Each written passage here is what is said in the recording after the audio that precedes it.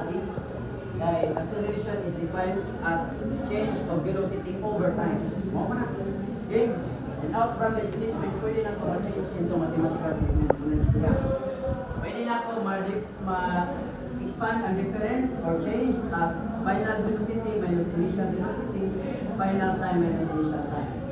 This can be simplified as v minus v initial over time where initial time is equal to 0. So ang atong assumption, di 0 na to ang initial time, kaya mag-solve ng problem, ang times paghapak, pag-release, pagtagang, paglabay, pag-iksa, 0. Nagkasabot. Nakuha. Kung hindi man pwede mag-negative po time, kaya wala mang negative na time, mura tagal-time, marami na. Di ba? So, ang pag-uhi na to, that is t is equal to 0. Ang paglabay, pag-iksa, paghapak, takilin. No? So, i-assume na to nga, initial time kay 0. So, muna ang t na lang yung makita nila. Okay na? Okay? So, nahanap yung formula na acceleration is v minus v initial over time. Tanaw ka na. I-cross multiply acceleration times time is v minus v initial. Express the equation in terms of final velocity. So, v is equals to maglabang na positive. So, we have the first formula as velocity is equals to v initial velocity plus acceleration times time. Okay na?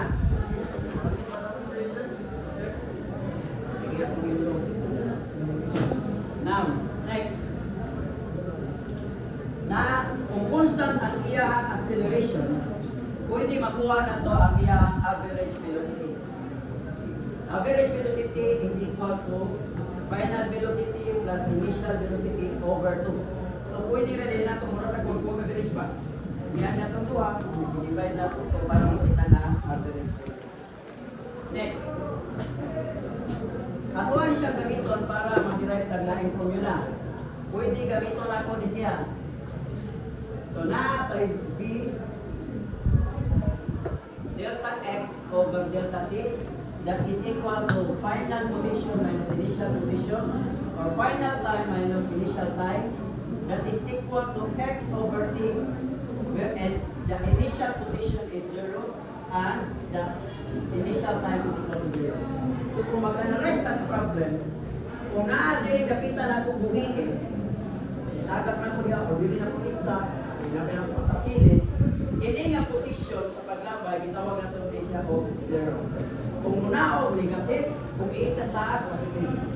So, tanan ato i-consider nga ang initial point or starting point is 0. Nakasabot. Okay. So, unang na x over t na lang na diya. So, naan natin velocity is equals to x over t. Then, ato na siya i-cross multiply, we have x equal to v times t. Next, akong buhaton, akuha ng i-substitute. So, we have v plus v initial over 2 times time.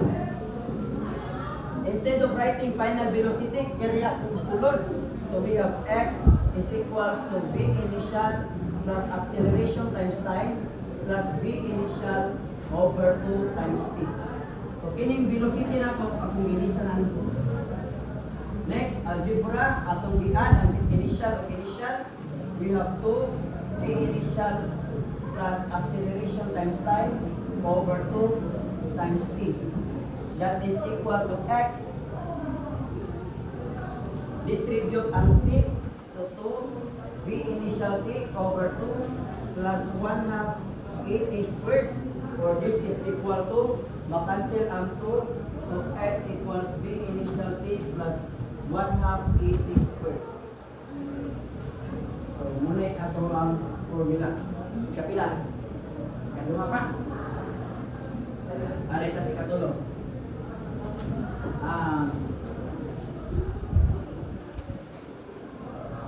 Okay, arit, abatin na sa yung tanay sana. So, we have x is equals to v times t. Pwede na ilisan ang v of latong average. V plus v initial over 2 times t.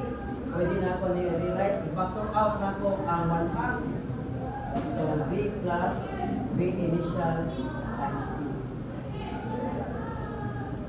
Okay, that is another formula. Dagan yung formulahan. Ang uban, muna ay bahala na yung mga dagang shortcut. Pero wag nyo kami price. Okay. Video. Sunod. We have x equals to v times t. We have x. Ang atong v, atong ilisan of v plus v initial over 2. Ang t sat, ako ang ilisan, ako ni siya i-cross multiply. So ang t na ko karon ang v minus v initial over acceleration. Sabot na sabot, akong gibalir na eh. Ang a, gibutang sa ubos, ang t, gibutang sa babaw, that is cross multiplication. Now, kung ako siya i-multiply, this will become x 2 times a. Na naatay sa calculus na x minus y times x plus y.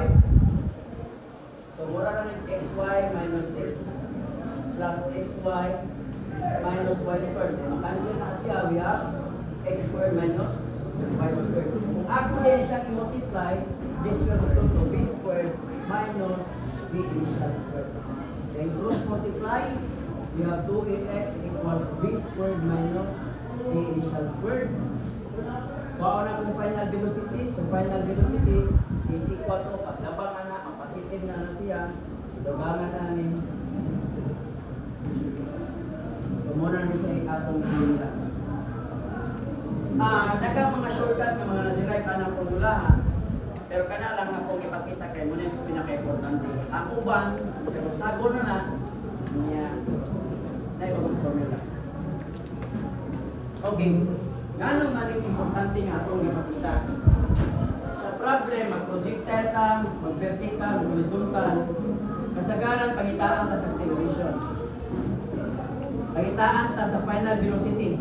Kung siya'y ikuskos pagtagak. Diya kapita pila yung velocity. Initial velocity, ang paglabay, pag-itsa, pangitaan ta. Ang time, pilang ka-oras siya, may grupa nito, tagak. Masa lang sa dita. Delay time, karoon ako ng iyang height. Kunya, niyang displacement, height, range, location. Kita, natin final velocity, initial velocity, time, acceleration, naa pa tayo displacement. So, kini lima mo ay kasagaran ipangutanan. Kanya mo ni atong mga variable. Kunya, utana ako sa atong formula, naa ang upat. Hindi nga formula na ang upat na velocity. Initial velocity, na acceleration, na time, pero walay displacement. Nakuha. Pag-abot yung formula dire, na kay displacement, na kay final velocity, initial velocity, na kay time siya wala. Kini siya wala. Final velocity. Katong V. Nakuha. Kini siya wala. Diba? So kana tagsa-tagsa na gamito na ito na yung mag-solve ang problem. Akong i-rewrite na rin napitahan. Okay. Ako lang na ikutan na V equals to V initial plus acceleration times time. Kanang ikaduha, instead of x, ako lang y kay vertical. This is in preparation for our projectile motion. Kaya mo na ako na siyang y equal V initial t plus 1 half at squared. Ang sunod na formula, we have V y is equals to 1 half V initial V final times t. Okay? Ang sunod na formula is V squared V initial squared plus 2y. Y lang na itong displacement kay vertical naman. Ang kasabot. So, rasa po naman.